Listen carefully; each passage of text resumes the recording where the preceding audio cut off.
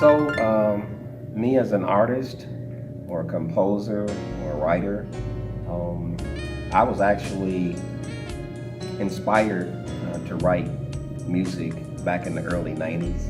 To be very truthful about it, I didn't think that I had it.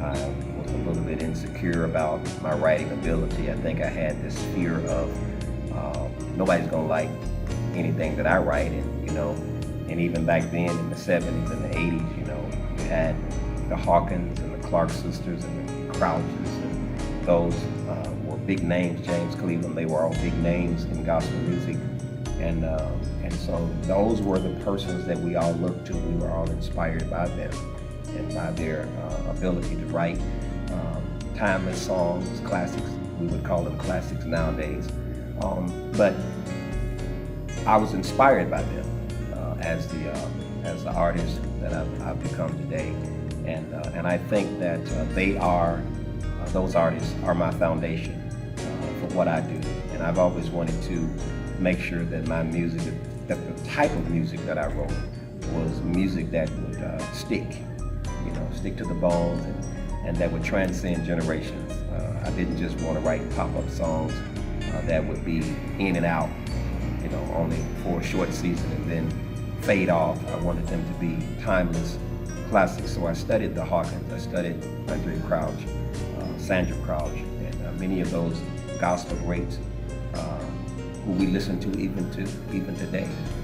So as a writer, composer, it all started, of course, it started in my formative years at our church. Our minister of music, Elder Glenn Adams, who was my first music teacher, and then of course after him, the Elder Michael Hickman. These men of God were talented, very gifted. Even my good friend Stan Jones, I kind of spent a lot of time around them, and they imparted into me, and they really gave me my first foundation and my introduction into music. And so what I am today, I have to credit those men and the elder Terrence Adams Jr., who saw something in me and invested time, they invested their monies, and they gave me an opportunity really to learn on them, to practice on them, to become what I've become today. So I owe a great deal of my what I am now to them.